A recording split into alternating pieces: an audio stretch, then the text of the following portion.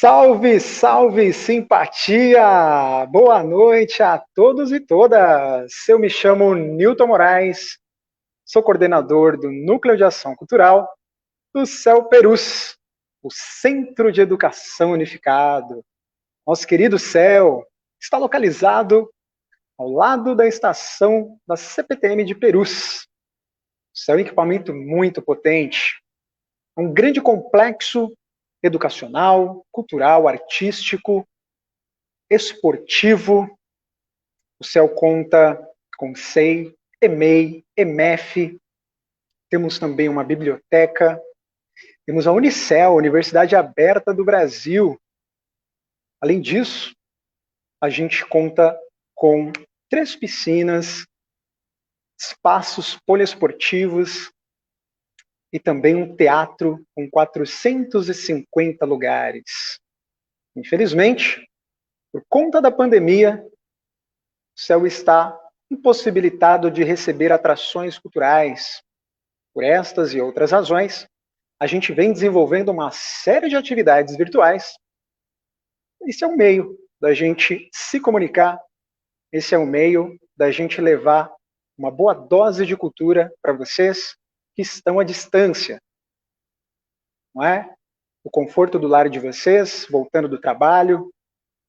Então, a gente vem trabalhando com artistas do território, uma série de linguagens artísticas, não é? Dança, música. Mês passado nós tivemos a Semana do Hip Hop. Este mês nós estamos com a celebração da literatura infantil. Começamos ontem, uma live fantástica com o ator, contador de histórias, professor Ricardo Mondenese. E nesta noite, dia 16 de abril de 2021, temos a grande alegria, o grande prazer de receber um grande poeta, um grande escritor de São Paulo, em que falará sobre poesia, memória e infância. Ele que tem livros publicados, tem um trabalho fenomenal na Secretaria Municipal de Educação, como professor de artes também. Camarada Gil Miri, boa noite. Tudo bem, meu caro? Boa noite, tudo bom? Valeu, Newton. É um prazer, cara, um prazer imenso estar aqui essa noite dividindo com você esse palco virtual do CEL Perus, para essa conversa sobre memória, infância, literatura. Cara, é um prazer imenso mesmo estar aqui. E já de antemão já quero deixar meu agradecimento aqui, meu querido amigo Ribeiro, que fez a ponte para a gente se conectar aqui. Ribeiro já é um companheiro lá de longa data, já como tanto de professor, né, de escola, de chão de escola, quanto da poesia, né? Então, deixar já logo de cara meu abraço aqui, meu carinho pelo Ribeiro. Grande Ribeiro, salve, salve, meu camarada. Já está nos acompanhando aqui, acabou de compartilhar a nossa live.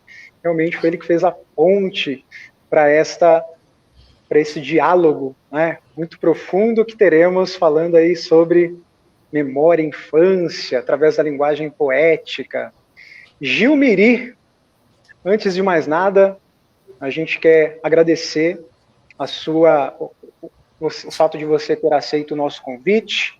Para nós do CEL Perus é motivo de muita alegria, de muita satisfação poder receber um pouco do conhecimento, da expertise que você possui nessa área da poesia, da literatura. Você não é um poeta de gabinete, aquele que apenas escreve, você atua, está aí na linha de frente, né, há muitos anos, sobretudo com o público infantil. Isso é muito importante. Muito obrigado desde já, meu camarada. Gil Miri. É uma honra, né? É uma honra estar aqui. Satisfação. Gil Miri, antes de mais nada, conte para nós quem é você. Fale sobre sua biografia, onde você veio. Conta pra gente. Vamos lá, tentar aqui ser bem sucinto. Meu nome é Gilberto Araújo Rosa. Eu nasci e cresci em Francisco Morato, cidade aí vizinha de Perus, na periferia. Eu nasci nessa periferia, cresci lá e lá me desenvolvi. Depois por destino da vida, fui me tornar professor. Fiz faculdade de artes cênicas, licenciatura, me formei em professor de arte, né, entrei na prefeitura de São Paulo como professor de artes. Também sou ator, também atuo já há mais de 20 anos no teatro. Tenho um grupo de teatro aí em Francisco Morato, Teatro Girando Lá, participo de uma ONG também, cultural, que é a Associação Cultural com Poema. Além de ator, professor, sou poeta também, como o Nilton já disse agora há pouco. Trabalho como produtor cultural também já há bastante tempo. Sou editor também de livros, tenho uma editora. E sou muito curioso também da cultura popular, então trabalho com a cultura popular também, levando a cultura popular diretamente para as crianças na escola. E é isso, né? Mas basicamente é isso, assim, sou um entusiasta da literatura, gosto muito disso, que transformou a minha vida, então eu tento levar isso um pouquinho para as pessoas também. Bem resumidamente, assim, para a gente continuar a nossa conversa, assim, depois a gente vai falando mais. Né? Quantos temas aí em potencial, hein, que você desenvolve no seu trabalho. O artista, ele é múltiplo, não é? Impossível ser uma coisa só. A gente navega em várias ondas, não é mesmo? Isso nos torna mais completos, isso é fundamental. Eu sou muito... sou inquieto, assim, gosto de me meter em tudo que é coisa, assim, eu tô lá, cara, tô fazendo. É coisa de criar, né? Eu gosto de criar. Então, onde tiver coisa criativa, me chama. Tipo, trabalhar em escritório. Não, cara, fazendo aquelas coisas repetitivas, não dá. Então, eu tenho que estar no lado criativo. Sim. Então, é isso. Inclusive, existe hoje em dia uma ciência que está se difundindo cada vez mais, não é? Que é a arte-terapia. Mas, na verdade, a gente pratica, nós artistas praticamos desde que tivemos contato com a arte, efetivamente, e hoje, como profissionais da arte, mais do que nunca, né? É uma válvula de escape, é ou não é? Não tem como, né, cara? Pra gente, pra mim, é uma questão de essência da vida, assim, sabe? Se eu não fizer arte, se eu não tiver envolvido com arte, cara, eu vou estar morto, assim, porque não tem como pensar a vida sem ter a arte junto, em todas as suas dimensões, né? Então, é isso, é essencial, né? Como diria um grande pensador, a arte existe porque a vida não basta. É ou não é? De Ferreira Goulart. Grande Ferreira Goulart, saudoso. Não tem como, né? É isso. Sem dúvida. Cara, o Gilmiri, quando conheci o seu trabalho e vi o seu nome artístico, fiquei refletindo. Esse Miri me faz pensar no Mirim, em Tupi-Guarani, que significa criança.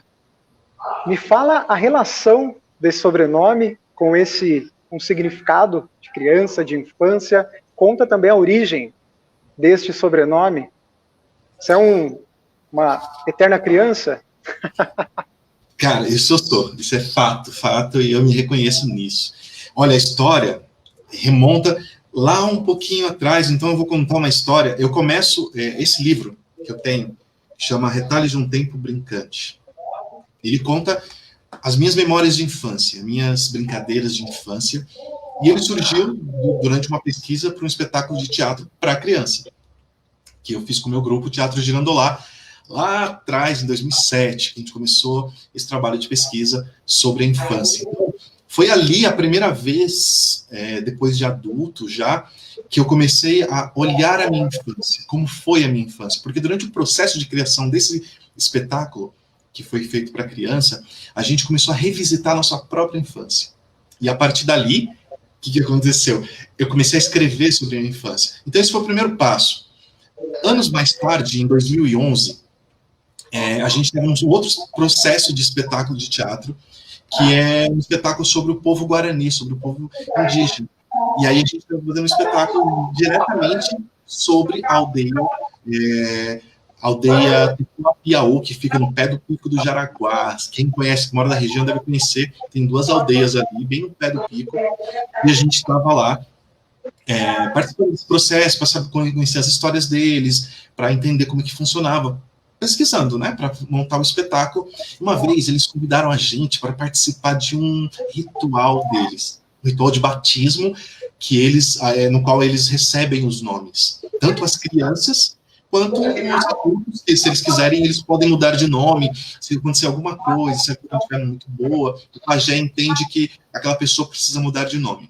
Enfim, a gente foi convidado para, como espectador mesmo ali, eles convidam as pessoas mais próximas, que eles conhecem, que eles têm contato com os não indígenas, né, que eles chamam os juruás.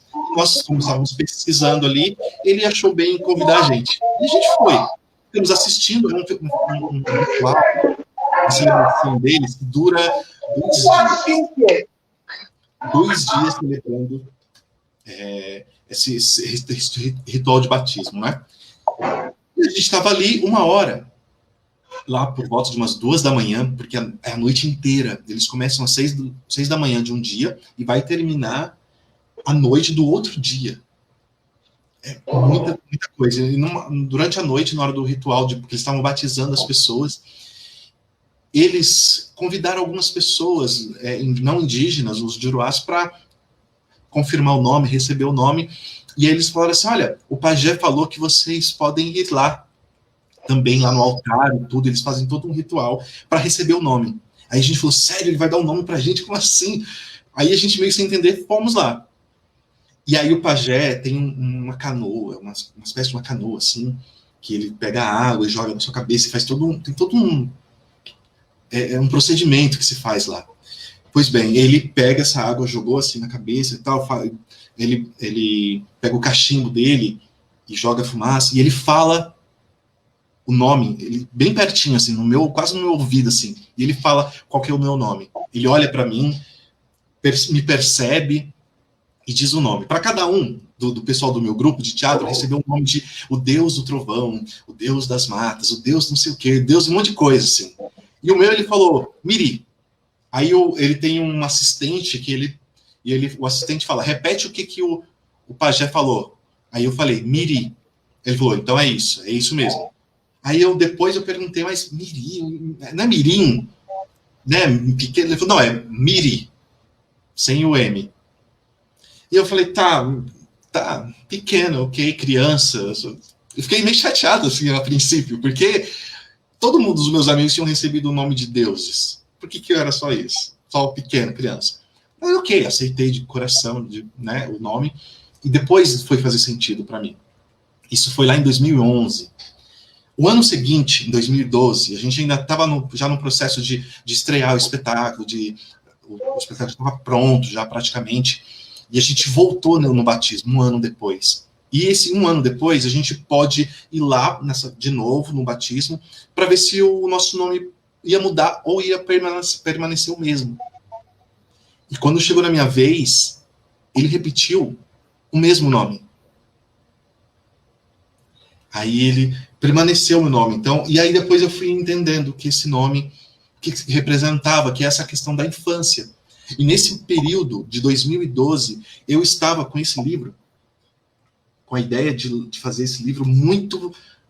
2011, 2012, eu até participei de edital para tentar publicar esse livro, porque eu já tinha formatado vários poemas, já tinha escrito muitas coisas, eu já tinha uma ideia de publicar sobre a minha infância, porque aquele trabalho que eu fiz lá em 2007, sobre infância, o espetáculo de teatro sobre infância, que ali eu nunca mais parei de escrever sobre a minha infância.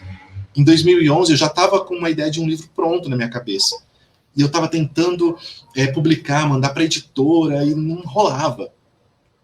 Em 2012, eu já falei, eu vou lançar meu livro de qualquer forma. Então, essa questão da infância estava muito presente em mim. Eu estava carregado disso, sabe? Da infância, de brincar e tudo, de reviver mesmo, de brincar mesmo, de verdade, revivendo a infância para escrever mais e tal. Então, isso estava muito impregnado em mim. E o pajé, de alguma forma, ele nunca saber, porque a gente nunca conversou sobre essas coisas, não tinha como ele saber. Ele me deu esse nome de Miri. Porque ele sentiu alguma coisa em mim, estava dizendo isso, sabe, de infância. E mais tarde, quando fui lançar o livro mesmo lá, em 2017, 2018, e eu estava pensando, qual nome eu vou usar? Vou usar meu nome artístico, que eu já uso, Gilberto Araújo, e tal. Eu falei, não, muito sério. E eu lembrei desse nome. Eu comecei até a adotar esse nome depois de um tempo no Facebook, como nome Gilberto Miri, né, no Facebook, porque aí eu falei, nossa, eu vou colocar no livro, porque eu tô falando de infância. E aí eu fiz todo esse caminho que eu falei aqui. E eu entendi o porquê que ele me deu esse nome de Miri. E eu falei, meu, isso é muito forte, isso é muito potente. Eu não posso negligenciar Incrível. isso. E aí ficou, e eu simbólico, não é? É simbólico, cara. E eu falei, não, eu vou adotar isso como meu nome artístico literário, porque a minha infância está presente em mim e sempre esteve assim, sabe? Então não posso negar isso. E ele, o pajé, na sua sabedoria, na sua ancestralidade, conseguiu, sei lá, não sei como, mas pegar isso, sabe? E eu falei, não, é isso. E tem essa questão de trabalhar na escola mesmo, né, como professor, com a criança, cara. Então, isso sempre me alimentou muito. Então, esse é a história de como que eu adotei esse Miri para o meu nome artístico. Fantástico. Muito simbólico, né? Estudando tupi moderno com o Eduardo Navarro, o professor Eduardo Navarro, eu fui mergulhar, não é? Em toda essa bagagem que nós temos no nosso idioma, essa influência que nós temos do idioma tupi, não é? E é um simbolismo muito forte, né? O nome de lugares, né? As toponímias, elas são muito representativas. Então, vou dar um exemplo. Você falou da comunidade indígena do Jaraguá, né? Salve, salve. A palavra Jaraguá, em tupi, significa Vale dos Deuses, Vale dos Senhores, né? Toda uma simbologia de acordo com a toponímia, ou seja, com a geografia do local. Então, quando você recebe esse nome de Miri, associando então a criança e a todas as potencialidades, não é, que a gente pode enxergar na criança. Eu que sou pai de uma criança de 5 aninhos, né, eu vejo que a criatividade, né, o interesse, parece que é inato, né, a esse serzinho.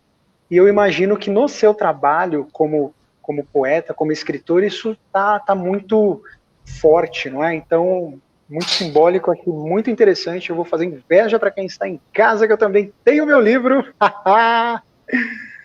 Retalhos de um Tempo Brincante. Meu camarada, eu li esse livro em poucas horas porque eu me deliciei. São memórias, para nós que temos aí mais de 30 anos de idade, é realmente um revival, é uma forma da gente viajar para a nossa infância, das brincadeiras de rua, as parlendas. Eu vou fazer uma brincadeira aqui com a turma que está nos acompanhando, hein? Opa, bora lá! Eu estou aqui numa poesia do seu livro, eu vou ler só o começo e vou perguntar para vocês que estão nos acompanhando aí de casa, a que se refere essas palavrinhas-chave que eu vou dizer. Vamos lá então, ó. Escapes, troques, limpes, ajeites, alts e donates. Vamos ver quem vai acertar. E aí depois eu concluo a poesia. Gil, conta para nós agora um pouquinho sobre o processo criativo, as suas inspirações em termos de poetas, de escritores, e também quais foram os elementos que te motivaram a escrever esta obra? Cara, para começar, eu volto de novo, sempre volto nesse pilar que foi esse processo que eu comecei a descobrir a minha infância na construção desse espetáculo que eu fiz com o Teatro Girandolá, que é o espetáculo Conto de Todas as Cores. Ele começou, essa coisa da infância começou ali, nesse processo de criação desse espetáculo. Conto de Todas as Cores é um poema do poeta Mário Quintana, e que é conhecido como o poeta da simplicidade. Simplicidade, assim, é só ter a primeira página, porque esse poeta, o Mário Quintana, é de uma complexidade, de uma profundidade inimaginável. Então a gente estudou a obra do Mário Quintana num livro chamado Lili Inventa o Mundo. Cara, é um livro incrível. Um livro incrível do Mário Quintana, mas a gente estudou toda a maior parte da obra dele, né, do Mário Quintana. E ali ele fala muita coisa de infância. O Mário Quintana fala muito. E ali eu comecei a ver as possibilidades de criação da poesia, trazendo essa simplicidade, não é?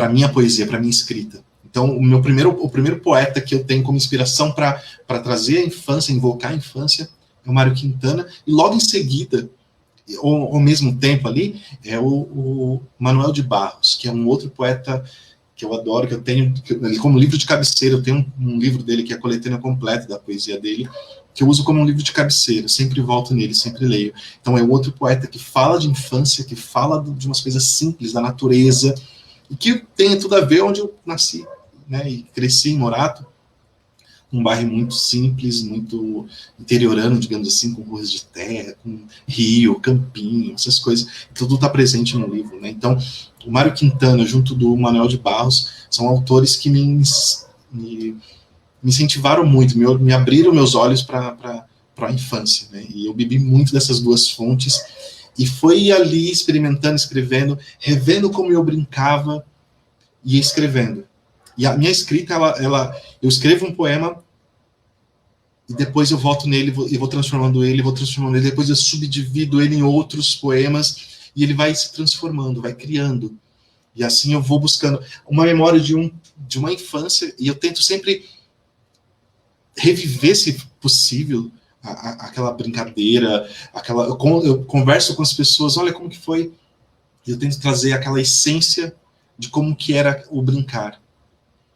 Aquelas coisas que não eram ditas, talvez, na infância, na brincadeira, mas que a gente sabe que está ali a essência da brincadeira. E aí eu fui sempre exercitando, buscando por essa coisa do Mário Quintana, que é a simplicidade, com coisas simples. Eu trago no poema, aqui na contracapa do livro, para mim, uma imagem disso que eu estou falando, dessa simplicidade, que diz assim: toda a fauna do mundo passava no céu do meu quintal.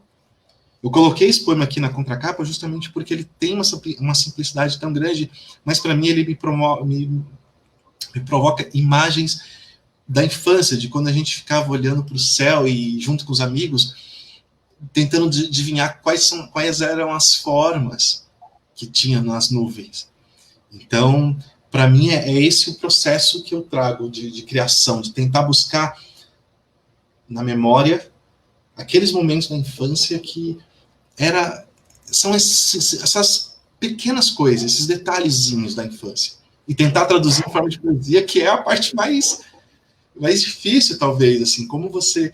Porque a poesia é o ato de você dizer muito com o mínimo de palavras possíveis. Então, é um exercício, assim, tremendo.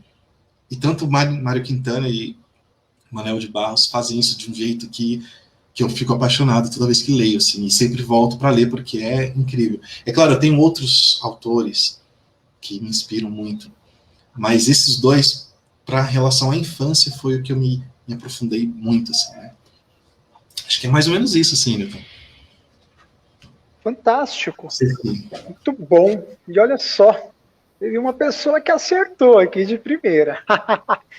Antes de responder, antes de falar quem foi essa pessoa, eu gostaria desde já de mandar um grande salve aí, uma boa noite para todos os companheiros e companheiras que estão acompanhando aqui a nossa live, né?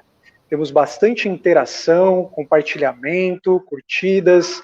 Um grande salve para minha amiga Isa. Que saudade, Isa, quanto tempo. Veroni também, que faz parte do céu. Nossa querida Gisele, companheira de trabalho, sempre atenta, sempre participativa. Samira Piscinato, minha irmã Patrícia Moraes, minha esposa Heloísa, um beijo, meu amor. A Janaína Helena, olha só, a Samira Piscinato disse sobre a história do seu nome. A história sobre esse nome é linda, muito bom. Minha mãe participando também, minha querida, que alegria. A família está em peso, você viu, Gil? Oh. Convidei todo mundo, hein? Cara, dá um beijo aqui, aproveitar para Samira, minha companheira de trabalho, lá na escola. Show! Aula.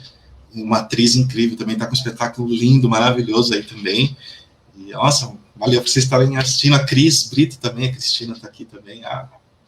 Que bacana! A Cristina disse, crianças são essencialmente curiosas e criativas. Muito bem! Temos aqui também, ó, A Cristina disse, Retalhos de um Tempo Brincante é um livro de poesia muito procurado na sala de leitura da IMF Frei Galvão. Olha isso. Fantástico. E a Gisele diz, estou aqui lembrando da minha infância, ó. Eu vou emprestar o livro para ela. Ela vai também poder se deleitar, fazer essa viagem ao passado. E a pergunta que eu havia feito, né? Daquelas palavrinhas chaves. Quem acertou foi o nosso companheiro Anderson Gonçalves. Boa noite, Anderson. Ele falou bolinha de gude. Quem que aí que tem mais de 30 anos que nunca jogou bolinha de gude? A gente jogava valendo, né? Tinha os buligão, tinha as paraguaia, tinha as bolinhas de chumbo. Nossa, as paraguai, que era... Nossa, ela eram menorzinhas, assim, né? Tipo, que eram, sei lá, era especial para jogar com elas, assim, né? Era muito verdade. Bom. E aí, já que um de nossos companheiros aqui acertou, eu vou complementar aqui e vou ler a poesia por inteiro, né? Então, ó, escapes, troques, limps, ajeites, altes, donates. Na sombra das tardes, das férias escolares, evocava-se um dicionário próprio entre os meninos do bairro, tão natural e a miúde, quase um dialeto para jogar as bolinhas de gude entre triângulos, boxes e paredões, riscados na rua de terra. Eita, que saudade! Eu até me arrepio. Dá para ver? É muita potência, cara. É a nossa essência, né, meu caro Gilmiri? Meu, não dá... E é isso, assim, porque é como você falou, é um livro que ele... Ontem você disse uma coisa bem interessante na live de ontem, né?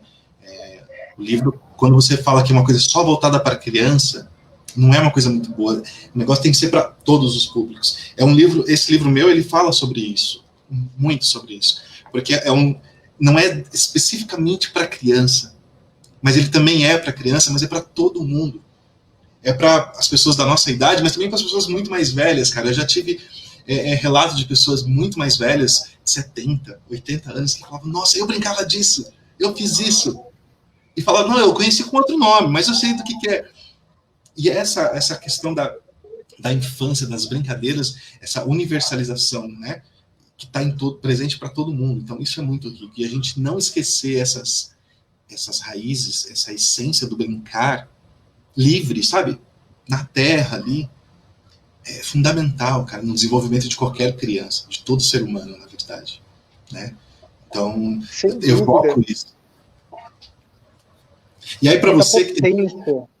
E para você que está com a sua filhinha de 5 anos, cara, eu não sei, assim, porque pode ser muito bacana, de falar, vamos brincar dessas coisas aqui. Para ela, de repente, nem vai fazer muito sentido nesse momento, mas pode marcar de alguma forma, né? Cara, eu me divirto mais do que ela. Inclusive, eu incentivo muito, eu e minha esposa incentivamos muito a questão da leitura, né? Ela vai à biblioteca desde que nasceu praticamente. Trabalhei em biblioteca por muitos anos com musicoterapia, não é? Aqui na Biblioteca de Perus, Padre José de Anchieta, um beijão para a Beth, minha querida amiga, gestora da unidade. A biblioteca Érico Veríssimo também em Taipas, primeira biblioteca que fui na vida. Beijão para a Patrícia, também é gerente da unidade. Tive grande prazer de trabalhar lá por muitos anos, né? E a Sofia, ela, como toda criança extremamente criativa, ela escreveu uma poesia também. Ela é muito atenta aos detalhes, né? É muito comum, por exemplo, estarmos fazendo uma caminhada à noite e de repente ela olha para a lua e fala, nossa papai, que lua linda, e aí você olha e fala, nossa, que esplêndido isso, e aí naquela correria do dia a dia, pensando em mil coisas, né, a lua tá lá maravilhosa, a gente não dá a devida atenção, né, e aí a criança, né, nos instiga a isso. Então ela escreveu a seguinte poesia, com 4 aninhos, a lua é linda, parece um queijo, se eu fosse um gigante, lhe dava um beijo. Meu, olha que lindo, cara. É isso, a criança não tem esse julgamento que a gente adulto tem, né, de tudo colocar certinho, pensar no racional. Não, elas estão mais livres. E elas simplesmente colocam uma poesia que já é inata dentro delas, assim, né? E põe pra fora, e a gente sobra. É lindo isso mesmo. Cara, que show. Sensacional, Gil. Uma coisa que eu senti bastante, né, à medida em que estava lendo o seu livro, sou professor de história e na universidade é muito comum a gente estudar o passado longínquo, ou seja, a Idade Antiga, Idade Média, Idade Moderna. É muito comum falarmos de tempos que não vivemos, não é? Mas à medida em que a gente mergulha na sua obra, eu que nasci no final dos anos 80 e que vivi todas essas brincadeiras nos anos 90, quais brincadeiras? Taco, bolinha de gude, peão, pipa, mãe da rua e tantas outras, a gente percebe como a nossa sociedade mudou ao longo desses anos. E, historicamente falando, num período curto de tempo, né? Você talvez com a mesma idade que eu, praticamente, foi conhecer a internet no final dos anos 90, né? A partir dos anos 2000, começo do século 21, teve um boom assim, tecnológico extraordinário, estupendo na história da humanidade. E muitas dessas brincadeiras aqui estão se perdendo, não é? Então, acho que nós temos essa grande missão de resgatar, de colocar em prática na vida dos mais novos, não é? Mas, ao mesmo tempo que lia, refletir, né, de como muita coisa mudou e agora parece que um período de 5 anos, parece que a gente vive uma transformação tão grande na humanidade que, de repente, né, algumas ferramentas tecnológicas que nós usávamos 5, 6, 7 anos atrás, elas se tornam retrógradas, antigas, alguns chamam até de velhas, como é o caso do MSN, o Orkut, né, os bate-papos das salas virtuais, não é? Ou seja, o seu livro me fez pensar que nós somos sujeitos ativos no processo histórico e que as mudanças elas ocorrem cotidianamente, muito embora a gente não tenha talvez essa grande noção de transformação, porque estamos vivendo ali intensamente, mas quando a gente olha 5 anos atrás, 10 anos atrás, a gente vê que muita coisa mudou. É ou não é, Gil? Cara, faz muito sentido isso que você está falando, e é uma verdade mesmo, assim, a gente tem uma transformação do meio urbano muito rápida nesses últimos tempos, né? E mesmo assim, onde eu cresci, ela foi durante muito tempo uma rua de terra, onde não passava carro, raramente passavam carros ali, e aí toda essa transformação, esse desenvolvimento que acaba acontecendo, é muito bom para as pessoas, para a sociedade como um todo, tudo. Imagina, quando chovia, era difícil se locomover para sair, se tinha alguma necessidade, então a lama e tudo aquela coisa. Então, essa questão da tecnologia e da desenvolvimento mesmo das cidades é muito bom. E, por outro lado, e essa questão da tecnologia e tudo, também promove essa questão desse afastamento dessa essência do brincar, né? Porque, assim, antigamente a gente não tinha problema de ficar na rua, brincar na rua. Porque não tinha problema de carro, não tinha problema de ninguém assaltar e nada, de ser atropelado. Não tinha esse tipo de problema. A gente podia ficar à noite na rua. Até, sei lá, 8, 9 horas da noite não tinha problema. Em muitos lugares. Mas eu digo assim, os lugares mais periféricos, mais distantes dos grandes centros, né? Hoje já não é mais tanto possível. Você não consegue deixar as crianças mais livres, assim, mais soltas. Por conta de todos os problemas que a gente tem de segurança, de todos os níveis de tipo de segurança, né? Então, tem isso. E essa questão do sujo que se transformou o brincar na terra, de estar na terra, virou uma sinônimo de sujeira, de não pode, melhor não deixar. Então, há uma transformação muito nesse sentido, dos pais mesmo, dessa nova geração que vem de pais, falam, não, eu não vou deixar minha criança, meu filho na terra mais. Tanto nos lugares que ainda tem terra, né? Porque já não tem mais terra, como é a questão do asfalto, né? que chega e domina, e dos carros que invadem os espaços do brincar. Então, os espaços do brincar, esse espaço natural do brincar, vem se perdendo ao longo do tempo. E o brincar também, como se fosse vivo, ele se transforma. Ele não perdeu. Muitas coisas a gente acha que perdeu. E perdeu. Muitas perderam mesmo, mas tem outras que vão se transformando. Vou dar um exemplo, que está num livro aqui, eu já não sei exatamente onde está, mas Eu estava eu fui num bairro apresentar um espetáculo. Esse espetáculo que eu falei, Conto de Todas as Cores, que é infantil, a gente fez uma vez uma turnê, digamos assim, nos bairros mais distantes de Francisco Morato e de Franco da Rocha. A gente foi para os lugares mais longe, onde não tinha acesso. E a gente chegou nesses bairros onde muitas daquelas crianças, que juntava muita gente, a gente chegava nesse bairro, procurava tipo um campinho, um espaço mais aberto, um lugar mais amplo, assim, para a gente montar o circo, montar a lona no chão e fazer o espetáculo. Para quem tivesse ali, chamava toda a galera do bairro, então vinha muita criança, 300, 400 crianças para assistir o espetáculo ali. A gente ficava durante umas 2, 3 horas ali, desde o início, quando a gente chegava, até quando a gente ia embora. Então, a gente percebia muitas coisas. Uma das coisas, muitas crianças dali nunca tinha saído do bairro, nunca tinham visto teatro na vida. Isso é um dado. Porque essa questão do acesso e tudo, eles nunca tinham chegado. Porém, tinha a questão do brincar que estava ali. Eles tinham acesso à televisão, às coisas de tecnologia, e eu descobri uma coisa muito legal. Faz muitos anos isso já. Eles tinham a brincadeira do peão, porque antigamente a gente até fazia os nossos próprios peões. Ou comprava na venda, mas era aquele peão mais rústico e tal. E eles descobriram uma forma de fazer um peão, porque na televisão passava as Beyblades, toda de tecnológica, que acende luz e tal, e não sei o quê. E a criança ali no bairro, onde eles não tinham acesso, eles pegaram uma tampinha de detergente, pegaram um CD velho, fizeram um corte ali, colocaram uma linha, e eles fizeram uma Beyblade, como se fosse um peão ali, para brincar, para um bater no outro ali. Fizeram as linhas, faziam os círculos no chão, como a gente fazia com o peão, sabe? E aí, eles estavam brincando com o peão, então eles reinventaram.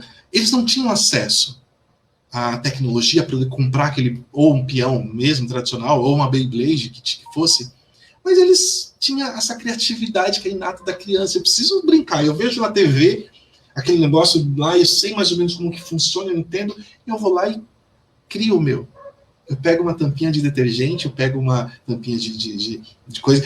É muito louco, porque eles pegavam o anelzinho que fica na garrafa, sabe, de garrafa de 2 litros de Guaraná e tal, de refrigerante, que fica aquele anelzinho, eles arrancam aquele anelzinho, eles invertem o anelzinho e eles ficam como se fossem umas rebarbinhas, assim.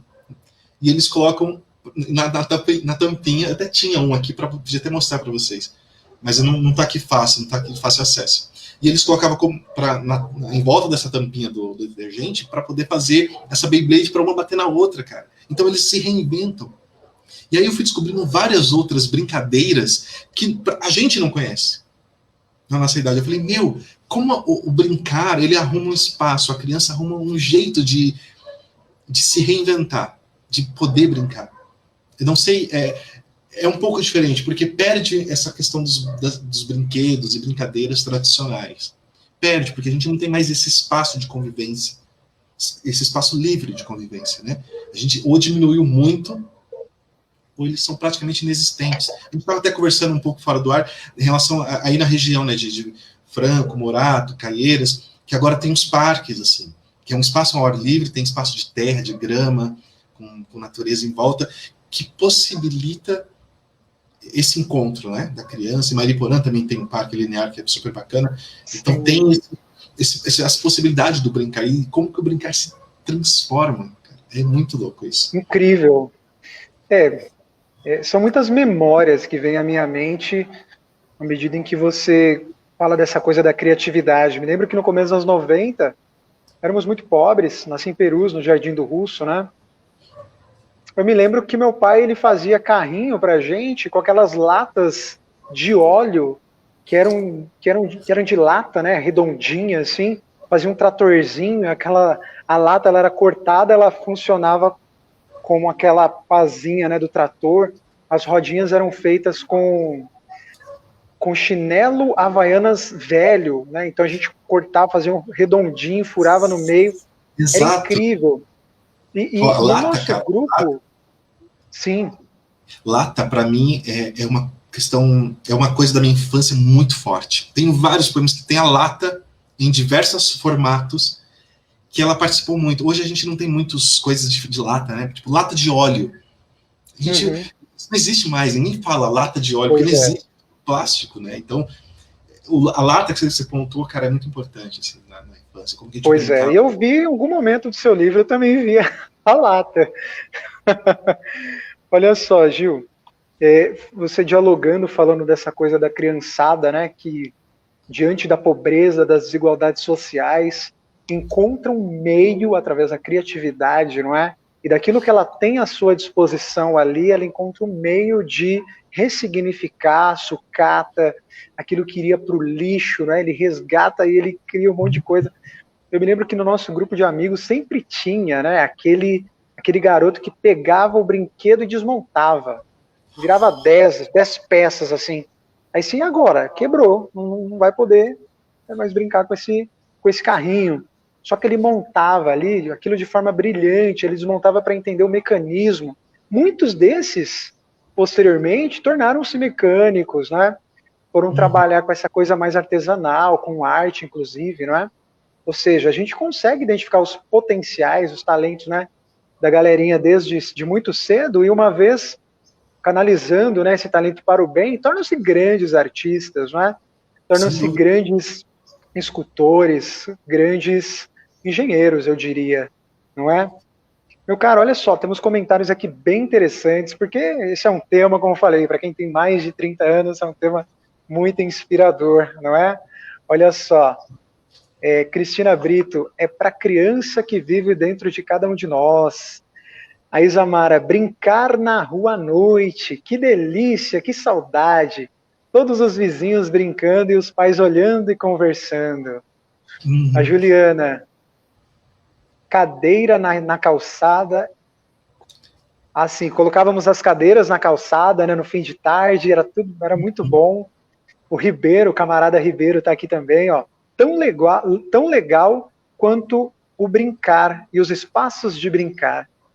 Perdão, tão legal quanto o brincar e os espaços de brincar era a criação do brinquedo, do brincar, das regras do brincar.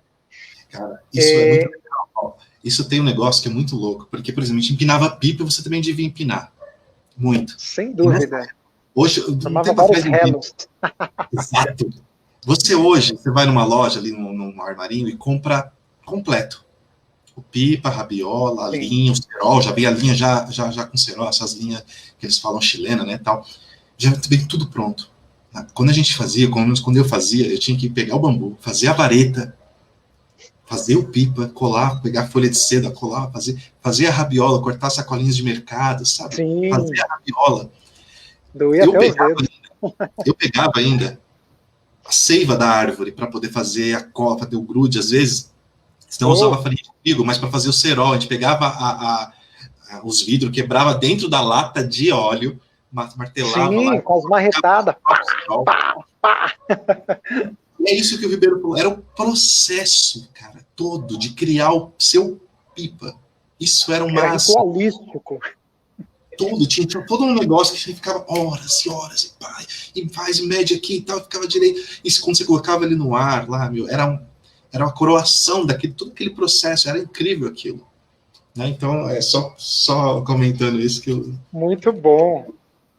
E olha só, o pessoal que não teve ainda a oportunidade de apreciar o livro do Gil, antes da gente partir para outro tema, Gil, conta para a turma aí como que faz para adquirir.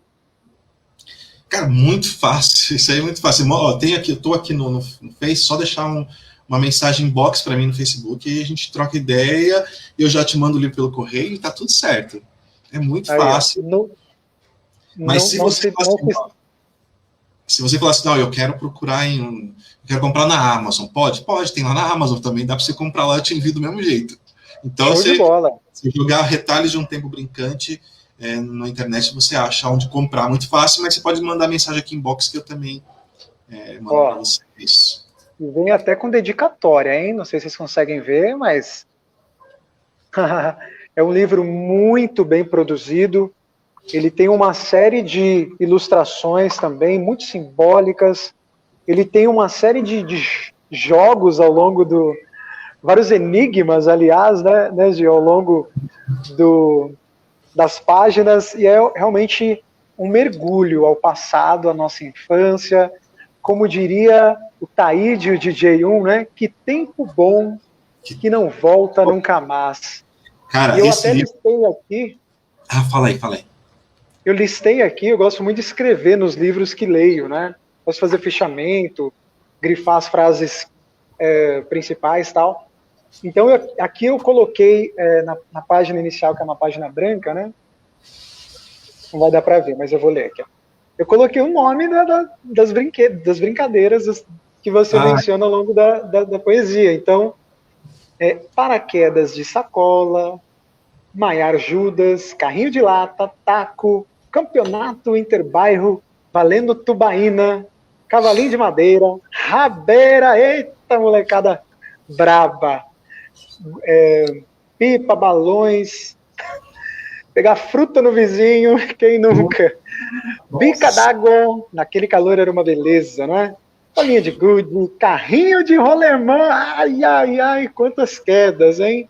Capucheta, aquela pipa que a gente fazia de folha de A4, comer goiaba podre, era muito bom. Estilingue, nossa, como eu aprontei com estilingue. Pipa, álbum de figurinha, a gente nunca conseguia completar.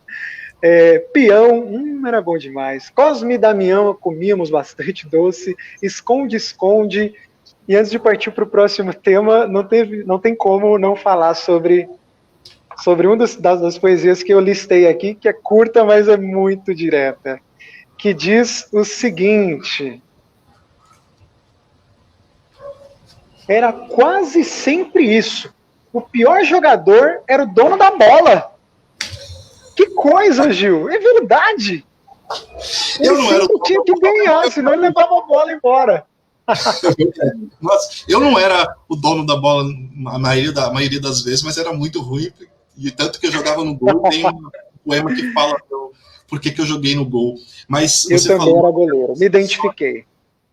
Pois é. Você falou das ilustrações, cara. Foi feito por uma artista de Franco da Rocha, a Dalila Mendonça. Ela criou todas as ilustrações do livro. E a capa foi ela que fez também. Claro, a ilustração foi ela que fez. Cara, e ela tá... É incrível, assim. Quando a gente trabalhou, falei para ela, Dalila, eu queria que você ilustrasse meu livro. E tem que ser você. Porque os traços dela, a arte dela é incrível. Então, é só vocês procurarem Dalila Mendonça, aqui no Facebook vocês vão encontrar o trabalho dela. É uma artista incrível, incrível. Dalila Mendonça, quem ilustrou meu livro. Um grande beijo para você que... Nossa, tinha que ser você. Que ela traz ela conseguiu captar muito essa minha essência da infância. Assim.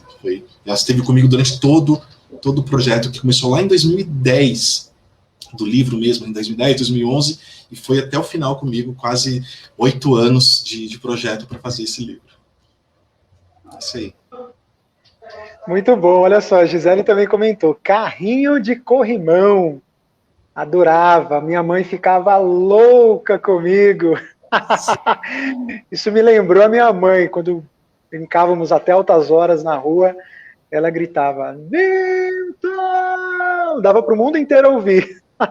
Eu olhava para trás, já estava anoitecendo, né? O dia inteiro brincando, pé tudo sujo, aquela coisa, mas já era incrível, a gente não queria que acabasse, né? Era muito bom, né?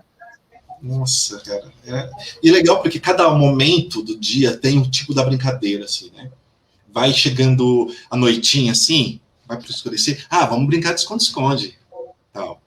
E aí vai e até quando acabava a energia, nossa, meu. Quando acabava a energia no bairro era festa. A gente não ficava triste, a gente ficava feliz. Sabe o que era legal? Que era... Não tinha assim... amanhã a gente vai brincar de bolinha, tá bom? Tá bom. Amanhã depois vai ser peão. Não tinha isso. Meio que alguém começava e de repente todo mundo tava jogando bolinha. Todo mundo. Aí durava um tempo ali, aquele período. E aí parava, sumia, não brincava mais. Daqui a pouco alguém começava com peão e todo mundo jogava peão. Era um negócio muito louco, assim. Só a questão do pipa, que era sempre na época das férias, mas eu sinto que dava... que pipa florescia mais na época das férias, porque acho que era o tempo de inventar mais, uma coisa assim. Não sei se tinha alguma relação. Dava trabalho, né? Mas é isso. Aliás, falando de pipa, O Ribeiro fez algum comentário aqui, ó. A gente lapidava a vareta para fazer uma pipa. Eu lembro que eu fazia em formato de T, formato de L, de A, de V. Olha, se eu tentar fazer isso hoje, vai sair uma caca. Tinha que ter toda uma simetria, né? As varetas tinham que estar bem justinhas, a folha da pipa tinha que ficar bem ajustada, não podia ter curva, Cara, né? Bem retinha mesmo, era trabalhoso, não era fácil. Louco, né? A brincadeira ali, a gente tinha noções de física, de química, de geografia. A gente sabia muitas coisas, cara. Por exemplo, eu sabia que tem um poema que fala sobre isso também, quando a gente corria atrás do pipa. E você ficava observando o vento, cara, as mudanças de vento. Então você, agora eu sei para onde o pipa vai. E você ia correr atrás porque você estava estudando a velocidade do vento, como que as. Cara, a gente estudava muita coisa, essa coisa de medir as varetas para o pipa não ficar penso, física, prática, e a gente tinha isso vivendo ali, sabe? É muito incrível isso, né? Cara, incrível, o conhecimento empírico era muito, muito forte na nossa vida. Eu lembro que a gente olhava para as nuvens, identificava bichos, dinossauro, e viajava, né? Ali nós temos um dinossauro, qual? Aquele que parece, sei lá, uma cobra? Não, aquele que parece... A gente via muito Chaves, né? E Chaves era muito, né, nos potencializava demais essa coisa da criatividade e em momentos difíceis da vida, era fantástico. Hoje, olha que coisa, cara. A nossa prosa tá chegando ao fim, já são mais de 50 minutos de live.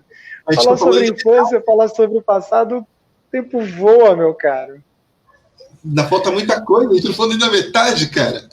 Exatamente, muita potência, meu camarada. Isso me faz pensar que a gente pode planejar em breve uma nova live falando sobre outros eixos temáticos que gostaríamos de falar aqui hoje, mas que não deu tempo, não é?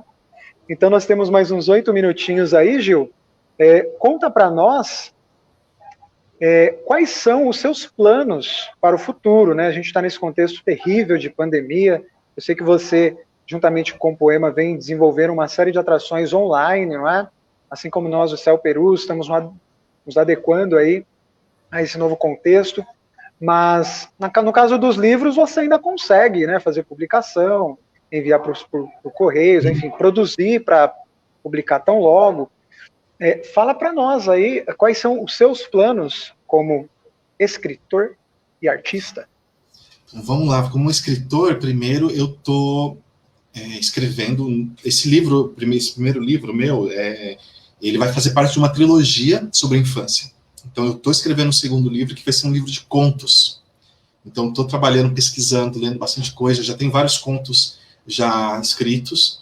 E aí, logo mais, eu vou estar lançando esse livro de contos. E, futuramente, para completar a trilogia, eu vou escrever um livro, um romance sobre a infância também, contando momentos muito pontuais, assim, mágicos, que foi a minha infância, né? E aí, outros, eu tenho mais para lançar mesmo de outros livros de poesia, mais 2 livros que estou escrevendo também agora neste momento, que eu pretendo lançar ainda, acho que até o segundo semestre, eu lanço mais esse livro de poesia, que não é sobre infância, eu escrevo sobre vários temas, então tem mais 2 ainda que eu estou, se não lançar no segundo semestre, um livro, o outro eu lanço no começo do ano que vem. Então é isso, é um trabalho de escrita nesse sentido. Eu estou produzindo o segundo livro de contos e estou terminando esses 2 livros de poesia que eu estou escrevendo para lançar agora no início do segundo semestre, e outro no ano que vem. E com a Compoema, que é a Associação Cultural Compoema, a gente continua fazendo os trabalhos, apresentações. A gente tem um projeto muito bacana que é o Compoema Oferece, que tá, vocês podem acessar aqui no Facebook, Compoema, Coletivo Compoema, vocês vão ver. É um projeto de poesia que a gente tem meus parceiros, com a Irene de Oliveira, até que entrou aqui, que estava aqui também, o André Arruda, e todo sábado, a partir do mês que vem, agora de maio, a gente deu uma folga agora esse mês, porque a gente vem fazendo, desde o início da pandemia, lá em abril do ano passado, todos os domingos, uma live sobre poesia, música, artes em geral, outras linguagens artísticas, né? Todo domingo. Ininterruptamente, quase um ano já fazendo isso, e aí agora, o mês que vem, a gente retoma esse projeto, como o Poema Oferece, todos os sábados. 3 sábados do mês, cada anfitrião, eu serei um anfitrião, a Irineide Oliveira outro, e o André Arruda o outro, e no último sábado do mês, a gente vai ter o Slam da Roça, que é um campeonato de poesia, também vai estar acontecendo ao vivo, e as transmissões serão feitas no canal da Compoema. Também só vocês ficarem ligados lá, entra na página do Facebook da Compoema, vocês vão ficar sabendo desse projeto que Compoema oferece. A gente vai estar lá ao vivo do sábado, a partir do mês que vem. É isso de projeto, cara. E eu, como eu agora sou editor também de livro, né? E como eu lancei independente o meu livro, de forma independente, eu criei, junto com a minha companheira, minha esposa, uma editora. A gente tem uma editora de livros, a gente já lançou vários livros. O último, inclusive, livro que a gente lançou, esse livro incrível aqui, chama Garoto Agora, da poeta Carolina Bittencourt, um livro incrível, assim. E o próximo livro vai ser da Irineide Oliveira, que a gente já está trabalhando nele para lançar logo mais. Então tem a editora, que a gente está lançando livros, então quem quiser tem o seu livro, quiser publicar o seu livro, fala com a gente também, pode me chamar em inbox, que a gente ajuda a concretizar e tornar realidade o seu livro, as suas poesias, o que for, né, que você quiser escrever, colocar. Eu não sei, a gente tem pouquíssimo tempo, mas uma coisa que eu queria linkar para a gente dar tempo de falar é em relação à escrita da poesia pelas crianças, cara. Que isso é um trabalho que eu venho fazendo há muito tempo já, mas sobretudo na escola onde eu dou aula, na MF Frei Galvão. Esse projeto de incentivar as crianças a escrever começou por um projeto de uma professora incrível, e ela está aqui, ó, esse livro aqui foi o nosso primeiro livro que a gente lançou na escola. E a professora Emília, ela falou assim, eu já lancei poesias de livros na outra escola que eu tinha, com os alunos de lá, então vamos lançar aqui nessa escola também. Eu achei muito legal a ideia. E ela cuidou de todo o processo, e a gente lançou esse primeiro livro aqui, lá na minha escola, no Frei Galvão, em 2014, cara. E aí depois eu fiquei com isso na cabeça, falei, vou incentivar as crianças a escreverem bastante. E eu leio poesias para os meus alunos. No início da aula eu abro uma poesia, seja do meu livro, que eu mostro, tanto que a Cristina falou que é um livro que as crianças lá sempre procuram, né? Eu sempre levo minhas poesias, converso com eles, mostro de outros autores também. E aí tem um concurso de poesia que eu realizo na Compoema, que eu sou um dos realizadores na Compoema, que é um organizador do concurso, que tem esse livro que a gente lançou, da coletânea de 3 anos desse concurso, e nesse concurso eu incentivo os meus alunos, desde do terceiro ano, às vezes até do segundo ano, a escreverem, até o 9º ano, né, que é onde eu dou aula, a escreverem poesias para inscrevê-los nesse concurso de poesia.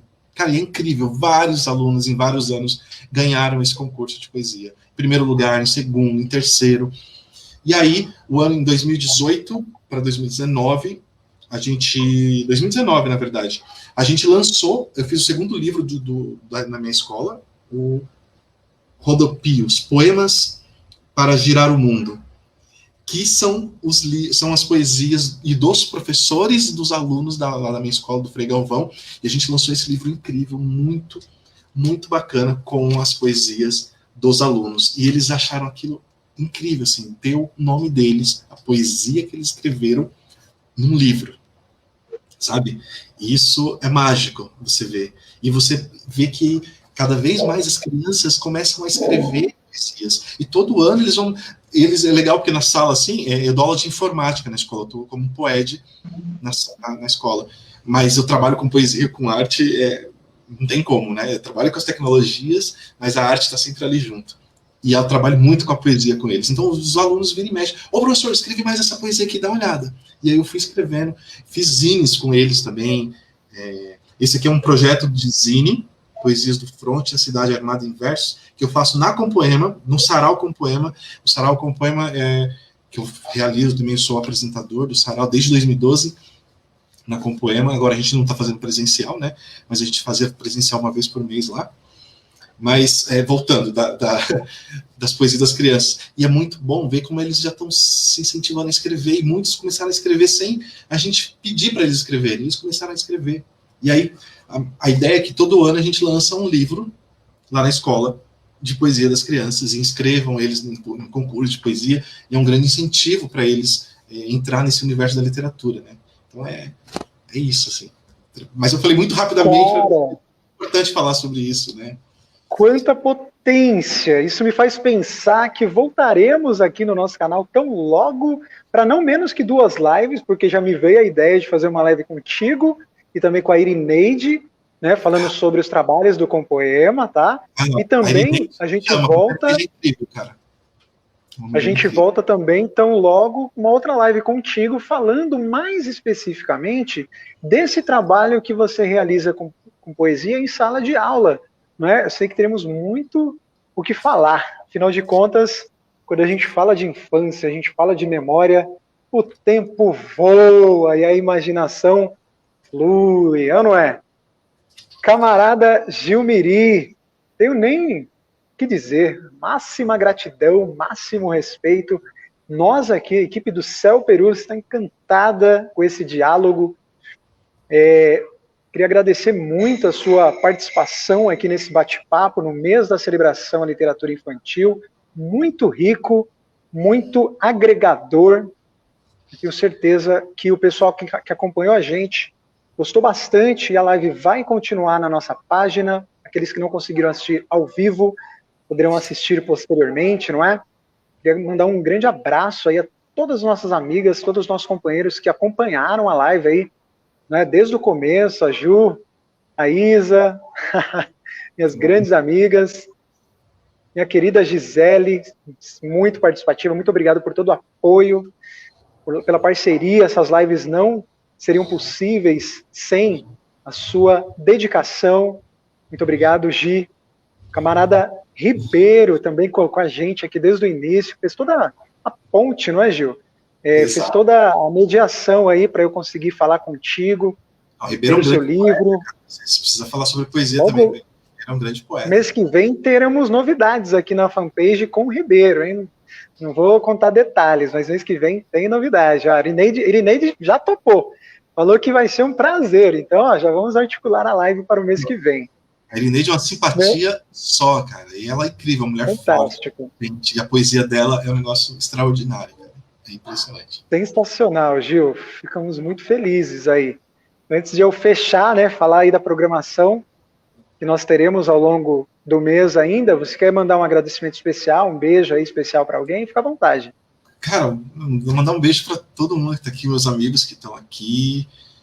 Agradecer muito essa oportunidade de poder falar de infância, porque para mim é um prazer imenso, cara, estar aqui falando de infância. Então, um presente para mim poder estar falando sobre isso, porque é um negócio que, se deixar, a gente vai falar aqui até não poder mais. Então, agradecer muito a presença de cada um de vocês que estão aqui acompanhando a gente. Agradecer você, Nilton, pela condução, pelo deixar a gente à vontade. Eu muito gratidão mesmo e simbora. Isso. Eu queria só responder a Juliana aqui, que ela perguntou qual que é a minha origem. Sou moratense. Nasci, cresci em Morato. Minha mãe é pernambucana e meu pai era mineiro. É isso. Show de bola, meu camarada. Muito obrigado mais uma vez. E olha só, pessoal, nós seguimos aí com as lives ao longo do mês. Ó, na semana que vem, dia 19 de abril, a gente segue com mais uma performance musical da nossa Mostra Cultural Brasilidades. Teremos um especial Bossa Nova, samba e MPB, com a turma do Anderson Tobias, que se apresentou hoje aqui na nossa fanpage também às 15 horas, né? Vocês conseguem acessar o conteúdo aí dessa performance musical que aconteceu agora há pouco, aqui na nossa página do Céu Perus. No dia 22, às 13 horas, teremos uma contação de histórias do livro A Menina dos Livros, com a nossa querida bibliotecária Aline Laura. No dia 23, teremos uma live muito bacana, cujo tema é hip hop, o hip hop como ferramenta pedagógica na educação, com a Abigail Biacena, vai nos dar uma aula sobre o trabalho que ela desenvolve com essa linguagem do hip hop com as crianças. Teremos também no dia 26, às 14h30, uma contação de histórias do livro Um Guarda-Roupa Encantado, com Tânia Veiga, um Intercel, hein, ó, Céu Peru, Céu Pera Marmelo e Vila Atlântico Unidos. Então, meus queridos e minhas queridas, infelizmente não temos mais tempo, mas eu gostaria de fechar com uma poesia aqui, nosso querido Sérgio Vaz, ele que é um grande entusiasta aí dos saraus das periferias, não é? Uma poesia que ele escreveu e que diz: na Fundação Casa, ele diz: quem gosta de poesia? Responderam: ninguém, senhor. E aí ele recitou Negro Drama, dos Racionais MCs. E aí um garoto perguntou: senhor, isso é poesia? Ele disse: é. E o garoto respondeu: então nós gosta. É Muito isso. bom. Todo mundo gosta de poesia, só não sabe que gosta. Gilmiri, salve, salve. Muito obrigado. Até a próxima. Tchau. Até a próxima.